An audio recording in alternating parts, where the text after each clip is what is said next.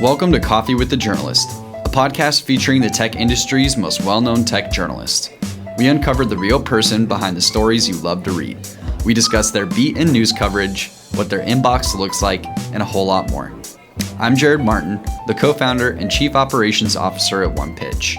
Our host for the show is Beck Bamberger, the co-founder of OnePitch, CEO of BAM Communications, and a current journalist. On today's episode, we have Jacob Krol, associate tech writer at CNN Underscored.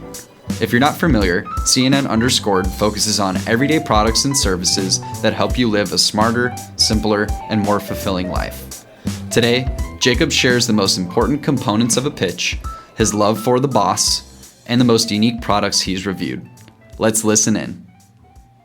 Jacob Krol joining us today on Coffee with the Journalist. We're not having coffee, but that's okay. Just got water. You just came over from Hudson Yards. Yes, right from Hudson Yards, and I've had plenty of coffee this morning, so we're doing pretty good. 2 iced coffees, so you're loaded up. Okay, excellent. Yeah.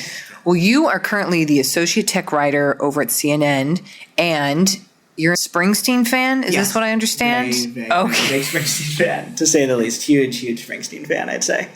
Yeah. Also, quote, expert on all things tech, which corresponds to your job. That's excellent. And then previously, you were at Mashable. You did a bunch of internships I saw on CNN and Fox News, all that good stuff. But we're going to jump right in on what it takes in your role, what your inbox looks like, etc. So, First off, let's talk about how you make a great story. Yeah. What does it actually take from the initial idea or a pitch or wherever it comes from to then produce it and make it actually go live on your page? Got it. So it can be long or it can be short depending on it. I do try to rely on pitches a lot because I feel like, in my role, I try to keep an eye on all things tech, which is a large industry. So, if we get like a really cool pitch, if we forgot about the anniversary of something, like an App Store anniversary or like 10 years of the iPhone, let's say, it's nice to kind of segment it off of there. But it's also great with a lot of stuff we do since I get to play with gadgets a lot. If we get pitched and I see, we got like 4 different pitches about new earbuds, maybe it's time to go update, best true wireless earbuds.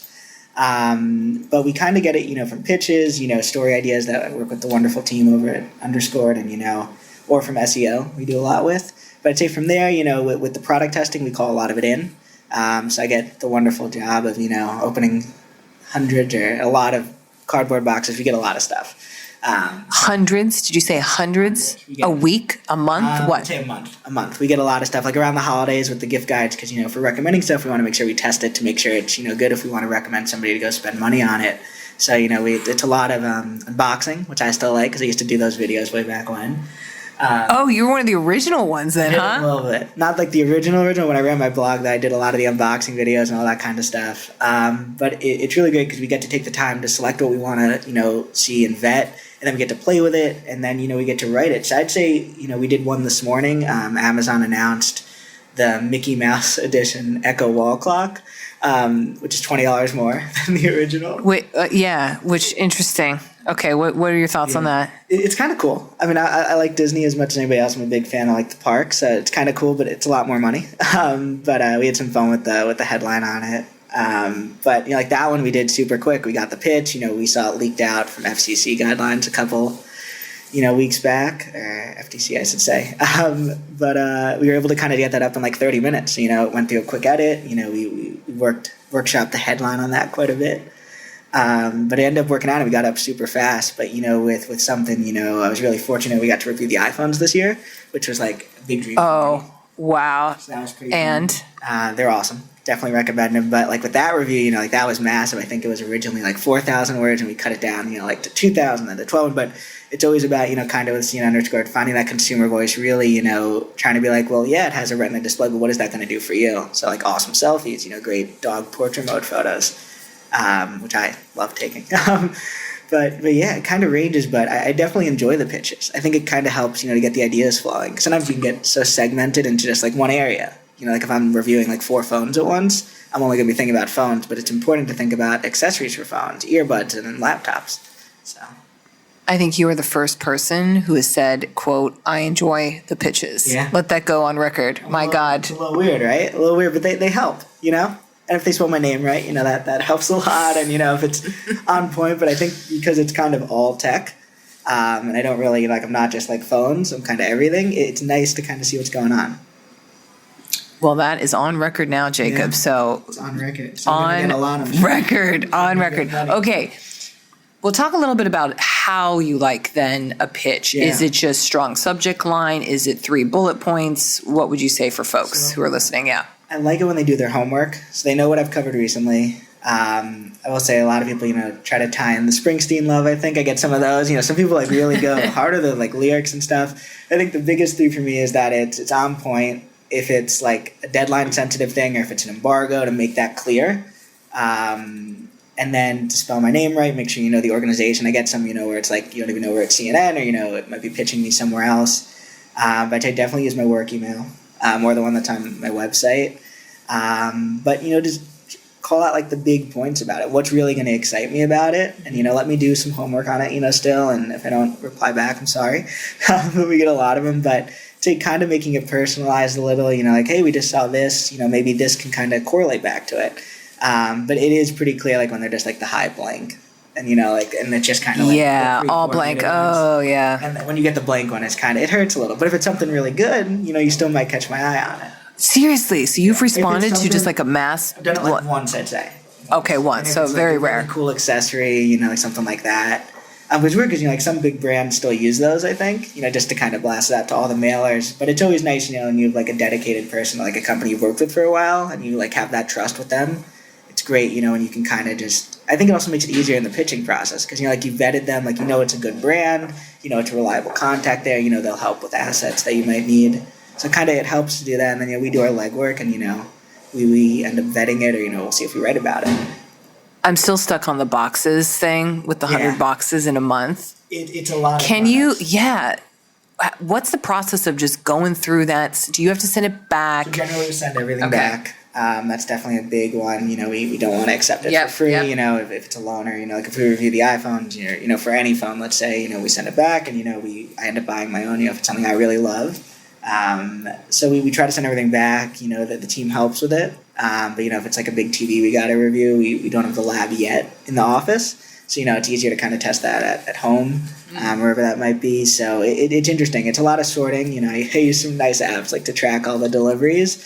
But kind of like in that gadget reviewing role, it's kind of, you get a mix of a lot of different stuff. Yeah. We do a lot of drop tests with like cases on the phones, which...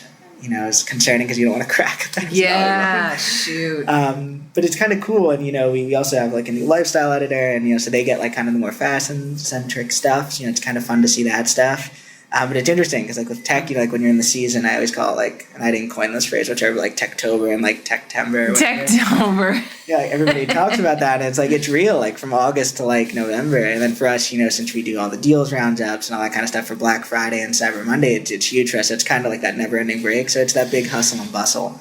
But it's a lot, and we do vet everything, and I'm thankful. I love that aspect of my job. We get to play with it, and really kind of think, the way we go about testing something, it's how you'd use it every day. How would you use it? So like if it has like these 3 new lenses on like the back of the phone, yes, that's awesome, and we'll mention that. But it's also like, well, you can get a great portrait mode. You can get a cool bokeh effect. So kind of like, how does it really? What advantages does it bring to you? I'd say, but it's fun to play with the stuff also. I can't. You seem to have the coolest job. I like that one. Yes. I'm lucky in that. I am. What about your inbox? So as you said, you like the pitches. Yeah. How does the inbox look for you, and how do you manage it? Like and also what's in there? Is it like 10% actual colleagues, your editor, something? The rest all pitches? Yeah. Probably What's happening in there? So, like every day we do like the daily budget of stories, and like what's coming in from each vertical. So I'd say like that's a good amount. I'm not an inbox zero person. I probably have somewhere close to 1,600 emails at any given time. It's a lot. And, We heard 47,000 yesterday. So yeah. And he just lets it roll. He just does? Yeah. So it's interesting, a lot of them when they're pitches, that are on point with tech, it's nice. And, I try to read through them, and, generally I try to respond back to let them know if it's, coming back. I was off for a few days, trying to come back and dig through a lot of inboxes. I might be a little slow to respond now. Right now it's particularly heavy with CES stuff, so, booking appointments, scheduling booth tours, pre-briefs, all that kind of wonderful stuff. So with that, it's kind of moving them into a separate folder. Wait. So you actually schedule time on the floor at CES? Like you have meetings you set? Oh So I try my to set 'em. God. So if, it's like a booth tour with like a big brand, or and we got to visit Startup Alley, try to uncover like the next big thing. So it's a lot of it. It's tough because I haven't been out to CES since 2014, so it's twice the size now. Oh, you're gonna be in for an awakening. I love it, right?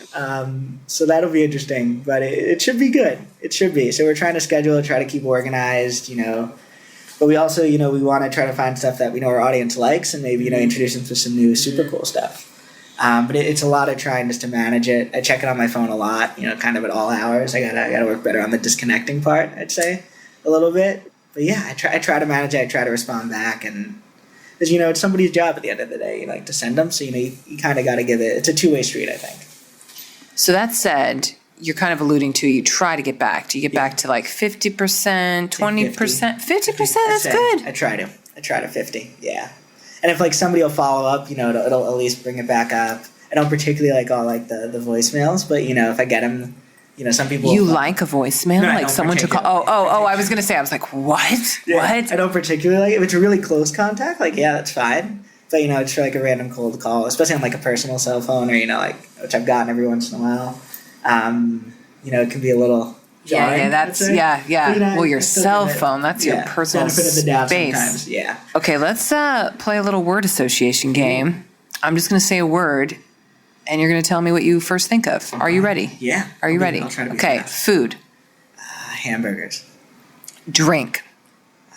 Iced tea from the Milburn Deli. It's really good. It's in Jersey. It's a really, really good iced tea. It's amazing. Damn, wait, where is this place? We got to go. Legburn Deli in New Jersey. It's like one of the top rated delis in the country. It's really good. Mark that down. Jared, mark it down. Hobby. Legos. Gift guide. Earbuds. Deals. CNN _. Good plug. That was a good one. I was like going there. Consumer tech. Consumer tech. iPhone. CES. A lot of meetings. That's not one word, but hectic. Cyber Monday. I'd say _, but I'd say really good savings. Amazon. Echo. Journalism. The best. Pitch. 50-50. So go with that one. Yeah. We'll try that one. Inbox. Inbox. Overload. Yeah. Okay. I think you feel that. That was right? good. Oh yeah, no, I get it. 1,600 I'd even think with just the boxes you have. Yeah. Like, good it's Lord. It's a lot. It's a lot of stuff. The desk is. I should have taken a photo, but it's we're covered right now. So how many people are on your team to help manage specifically? This? So we have a managing editor, we have our editorial director, we have an editorial coordinator, sales and deals editor, and a lifestyle editor right now. And then we work with some freelancers, so I manage those, specifically the tech ones. But we're a pretty tight-knit crew. Been there for exactly a year as of a few days ago. So congrats. Thank you. But it's a great team. We're really hustling it up. Nice. What about what you're reading right now? What am I reading? Articles, books, anything you want to chat about? So Bob Iger's book. Yes. I'm really enjoying that. Yes. I went back and I reread Born to Run Springsteen's biography. So I went back and reread that, and that kind of gets the juices flowing. I read Wired a lot. Their new cover story with I'm going to forget her last name, but the one who makes the robots online. Yeah, I know who you're talking about. Gertz, I think. But that was really cool, and I'm into kind of all that tech and the electric car scene. So she made a Tesla Model 3 into like a pickup truck, which is awesome. I read a lot of tech news, I will say. I read a lot of, like from Vox, kind of the longer features. Yeah, I don't get to write a lot of those and like those interviews in mine. In my current role, I'm more focused on the gadgets, but it's always kind of cool. GameSpot and I think it was CNET both got like an exclusive with the team behind the new Xbox. That was kind of cool to read and to really get into the nerdy kind of stuff. I read a lot of Twitter. I'm big onto the tweets. Oh yeah, okay. It counts. Yes, maybe. It does. It does. It takes time. I'm trying to avoid all the Star Wars stuff right now. Yeah, are you a big fan? Yeah, I'm very excited for someone else we just had is also a huge fan. Yeah, Yep. so I'm pretty jazzed up for it. So I'm trying to ignore everything that's out there right now. And what are your thoughts on it? Is this the end? This is what everyone's talking about. Like, is it going to be the end? See, I don't think you'd pay $4 billion to make it the end. I feel like they got it. I'm like, I'd love like a spin-off with like Ray or Poe or like Finn. I think that'd be super cool. I got to go down to Galaxy's Edge for my birthday, like the new theme park, and that was super cool to be there and like to fly the Millennium Falcon. So that was really Wait, cool. what is this Galaxy Edge? Wait. It's like the Star Wars land at Disney World. So, and it's also Disneyland. I got to write a story about it actually, but it was pretty cool to be there and just to kind of see it, because it's like when you go there, it's like the people there pretend like they're on like another planet, and it's like they don't know what Disney is, so it's pretty cool. And like Ray walks around and Chewbacca walks around.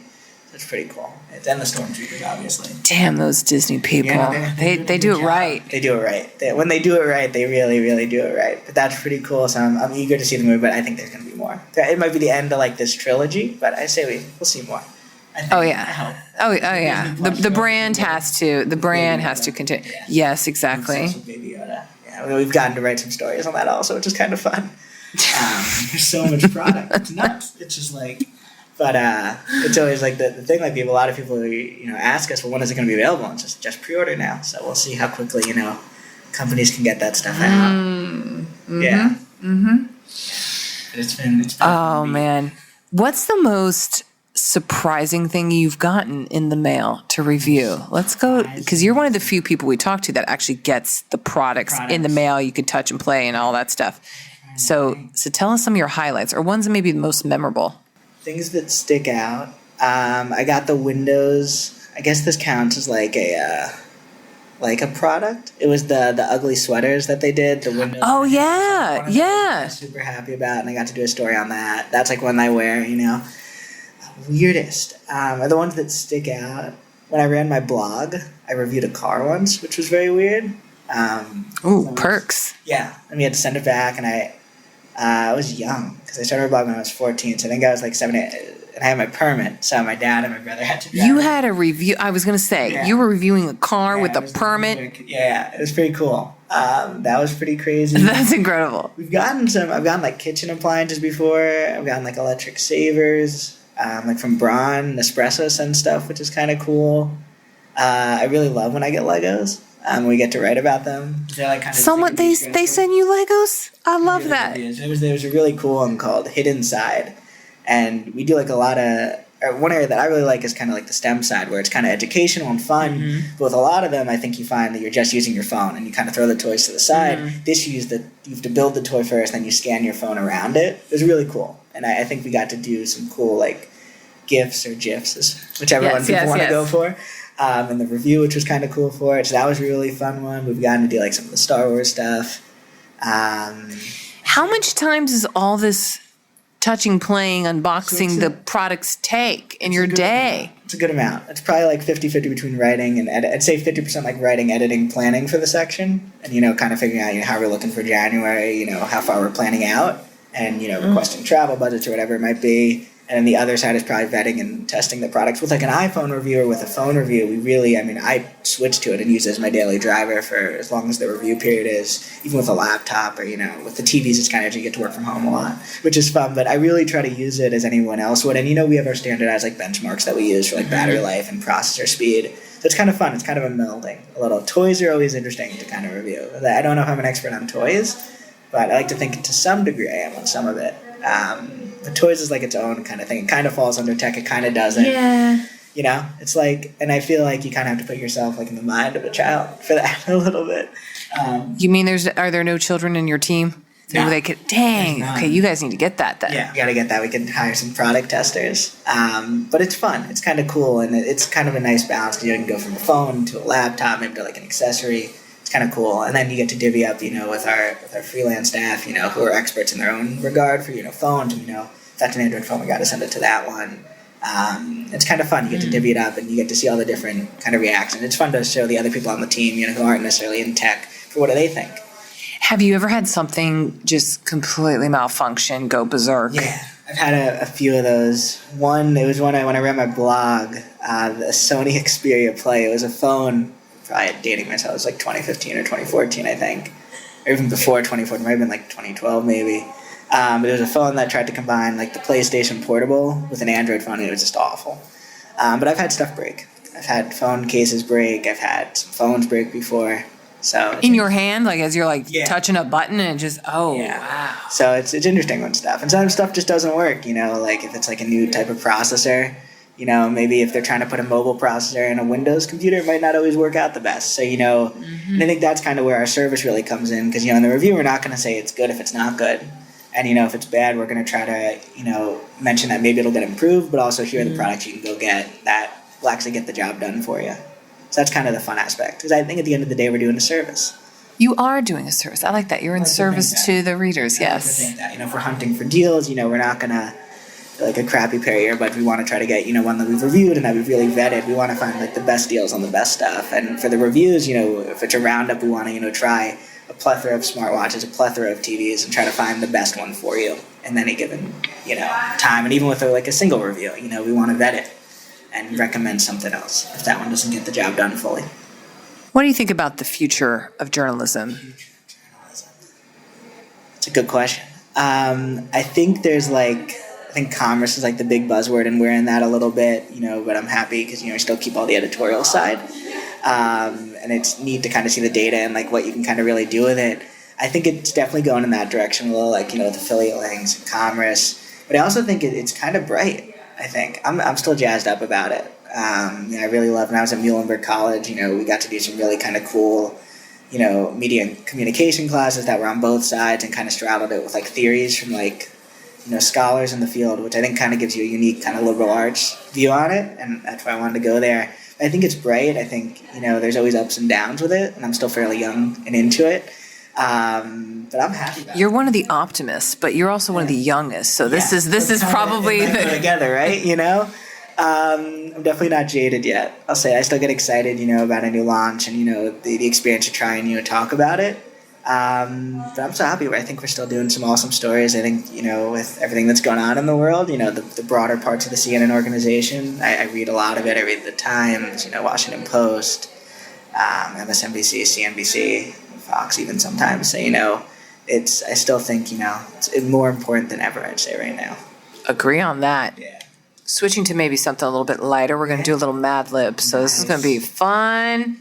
Have you played this before, Mad Libs? I have. Okay, yeah, it's pretty standard. Okay, so I'll give you a word, and then you can fill in whatever we need here. So first one is just a catchphrase of any sort. Go get them.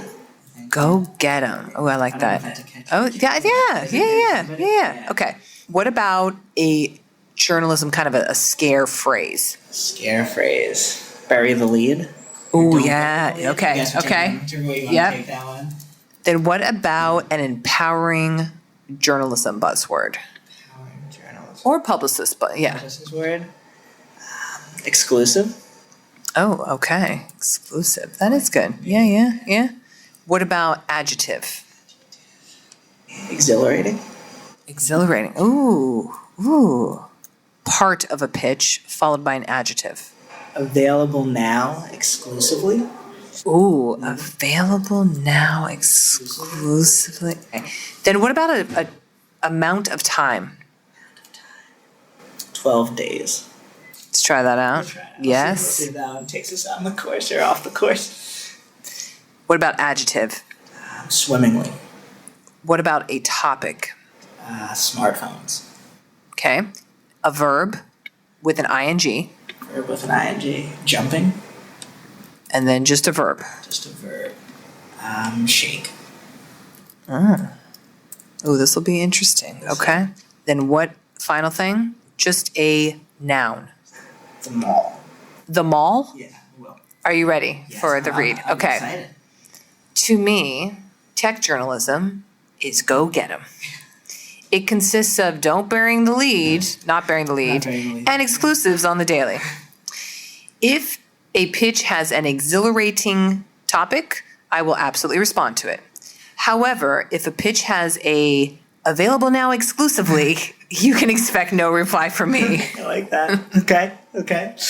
If 12 days goes by and you don't see any email back from me, you can assume I am not swimming about it. There you That might go. be true. That one's correct, I'd say. The best stories always have malls and are usually about smartphones. Yeah, I like that. That's pretty good. The best way to reach me is by jumping out at me. Yeah. But you can also shake me. You'll shake me? Interesting. Okay. Interesting. That was a good one. That was a pretty good one. I like that. I'm happy with that one. I'm going to ask you to send that to me. I will. I'm going to send it to you. I like that a lot. That's pretty funny. I like that. I might go back and do some Mad Libs now. Yes, take it to your team. They'd love it. That'd be fun. Maybe a holiday one. That might be a fun holiday one. I wonder if they have like an app, but I also like to take out like the old book and remember doing that. Like Yeah. That'd be fun. Well, Jacob, thanks for being on with us today. Of course, thank you. You got work to do, and you need boxes to unpack. Apparently. Open some boxes, but thank you so much for having me. It's been an absolute blast and pleasure. Thanks for listening to this week's episode of Coffee with the Journalist featuring Jacob Krol from CNN Underscored. The goal of this show is to give you an in-depth look into the tech industry's most well-known and coveted journalists, and we hope you found today's episode insightful. If you haven't already, make sure to subscribe to Coffee with the Journalist on iTunes, Spotify, and everywhere else you enjoy listening to podcasts. We'll see you next week with an all-new guest and even more insights. Until then, let's quit bitching about pitching and start great stories.